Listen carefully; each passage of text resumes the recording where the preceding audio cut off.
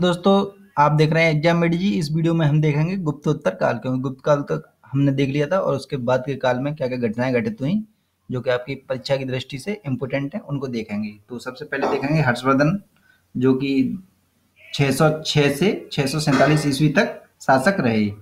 तो चलिए स्टार्ट करते हैं। थानेश्वर के चतुर्थ शासक प्रभाकर वर्धन का पुत्र हर्षवर्धन वर्धन वंश का श्रेष्ठ शासक था। तो ये चतुर्थ जो शासक थे वो थे प्रभाकर वर्धन, यानी इनसे पहले भी कई हो चुके थे, 4। अपने बड़े भाई राज्यवर्धन के युद्ध में मारे जाने पर राजा बना था ये।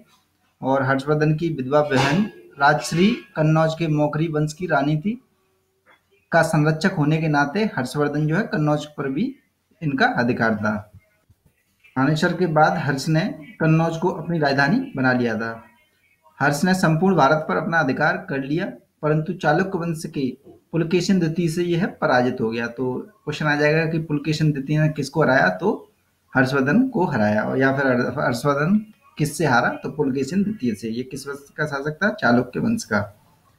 हर्ष संपूर्ण व एकीकृत उत्तर भारत का अंतिम हिंदू शासक था। इसके बाद जो हुए थे मुस्लिम शासक हुए थे।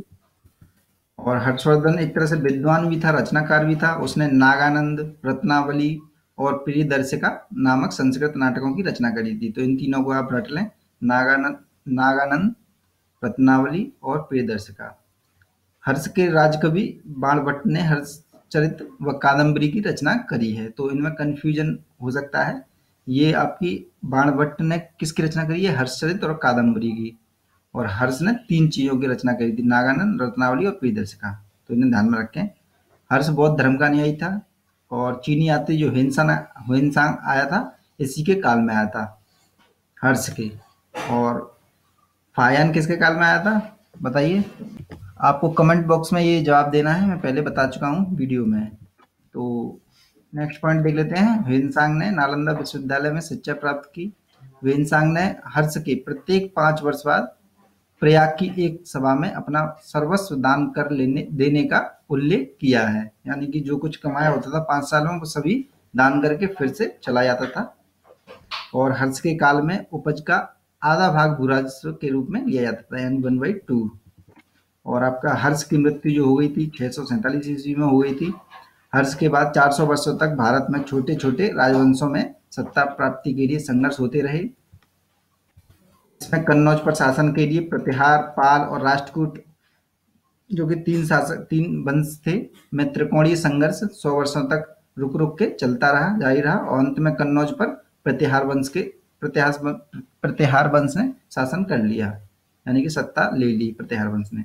तो त्रिकोणीय संघर्ष किन किन के मध्य में हुआ, प्रतिहार वंश, पाल वंश और राष्ट्रकूट वंश। और इसमें अंतिम जो शासक बने वो कौन बने, प्रतिहार वंश। तो ये ध्यान में रखना है। अब देख लेते हैं बंगाल का पाल वंश। पाल वंश का जो शासक था वो था आपका गोपाल, और ये 750 ईस्वी में था। नेक्स्ट पॉइंट देख लेते हैं। गोपाल का पुत्र धर्मपाल एक प्रतापी राजा था। धर्मपाल प्रतिहार शासक वत्सराज से पराजित हुआ था। तो ये फैक्ट आप थोड़ा सा ध्यान में रखते हैं। वत्सराज ने किसको हराया, धर्मपाल को। बाद में पुनः कन्नौज को जीतकर अपने संरक्षण में चक्रायुध को शासक बनाया। धर्मपाल राष्ट्रकूट शासक ध्रुव से भी पराजित हुआ था। और धर्मपाल बौद्ध धर्म का अनुयायी था तथा इसने विक्रमशिला बौद्ध विश्वविद्यालय की स्थापना करी थी। तो ये इंपॉर्टेंट फैक्ट है। विक्रमशिला बौद्ध विश्वविद्यालय जो था उसकी स्थापना धर्मपाल ने करी थी। धर्मपाल नालंदा विश्वविद्यालय का भी संरक्षक था। नालंदा विश्वविद्यालय में भारत के अलावा तिब्बत और चीन से भी विद्यार्थी जाते थे। धर्मपाल का पुत्र देवपाल भी बौद्ध धर्म का अनुयायी था। और देवपाल ने शैलेंद्र राजा बालपुत्र देव द्वारा नालंदा में निर्मित एक विहार के लिए 500 गांव दान में दिए थे। देवपाल के काल में अरबी यात्री सुलेमान ने भारत की यात्रा की थी। इंपॉर्टेंट फैक्ट है कि सुलेमान ने किस शासक के काल में यात्रा करी थी भारत की, तो देवपाल के काल में। ये किस वंश का था, पाल वंश का, बंगाल के पाल वंश का। पाल शासक बौद्ध धर्म के अनुयायी थे। और पाल शासकों के काल में भारत के व्यापारिक संबंध साउथ ईस्ट एशिया से हो गए थे अच्छे। देख लेते हैं गुर्जर प्रतिहार वंश के बारे में। गुर्जर प्रतिहार शासक अग्निकुल राजपूत के नाम से भी जाने जाते हैं, क्योंकि ऐसा बताया जाता है कि अग्निकुंड जो था उससे ये उत्पन्न हुए थे राजपूत के रूप में। तो राजपूत थे ये। 8वीं शताब्दी में सिंध की ओर से होने वाले आक्रमणों को रोकने का सफल प्रयास इन्होंने किया था। इम्पोर्टेंट है ये इनके लिए। संस्थापक उज्जैन का नागभट्ट प्रथम था, तो नागभट्ट प्रथम पहला शासक था गुर्जर प्रतिहार वंश का। 780 ईस्वी में वत्सराज ने कन्नौज पर अधिकार करके इंद्रायुध को शासक बनाया और पाल नरेश धर्मपाल को पराजित किया, जैसा कि हमने पहले पाल वंश के अंतर्गत देखा था कि वत्सराज ने धर्मपाल को हराया था। वत्सराज राष्ट्रकूट शासक ध्रुव से पराजित हुआ था और नागभट्ट द्वितीय जो कि 805 से फैक्ट ये इंपोर्टेंट नहीं है सन, नागभट्ट द्वितीय ने कन्नौज पर अधिकार करके उसे अपनी राजधानी बना लिया था। मिहिर भोज सबसे प्रतापी गुर्जर प्रतिहार राजा था। मिहिर भोज विष्णु भक्त था और उसने आदि बराह उपाधि धारण की थी। तो आदि बराह उपाधि किसने धारण करी थी? मिहिर भोज ने। क्वेश्चन आ जाएगा ये। और आदि बराह ड्रम सिक्के भी चलाए थे। अरब यात्री सुलेमान ने मिहिर भोज की विशाल सेना की प्रशंसा करी है। और प्रतिहार शासक महेंद्रपाल व उसके पुत्र महिपाल के दरबार में महान कवि व नाटककार राजशेखर रहता था। तो राजशेखर किसके काल में रहता था? महेंद्रपाल व उसके पुत्र महिपाल के काल में। राजशेखर महेंद्रपाल का गुरु था।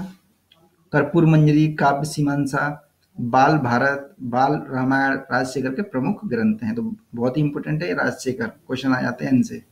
महिपाल के शासन काल में अरब यात्री अल मसूदी ने यात्रा करी थी। तो ये भी इंपोर्टेंट फैक्ट है, अल मसूदी ने किसके काल में यात्रा की थी? महिपाल के काल में। राष्ट्रकूट वंश की स्थापना दंती दुर्ग ने करी थी। चालुक्यों राजा कीर्ति वर्मन द्वितीय को पराजित करके की थी और इनकी राजधानी मान्यखेड़ थी। दंती दुर्ग के पश्चात कृष्ण प्रथम शासक बना था। कृष्ण प्रथम ने एलोरा में पर्वत काटकर शिव मंदिर का निर्माण कराया था। तो इस वजह से फेमस है ये शिव मंदिर का एलोरा में निर्माण किसने कराया था? कृष्ण प्रथम ने। राष्ट्रकूटों का प्रथम महान शक्तिशाली शासक ध्रुव था।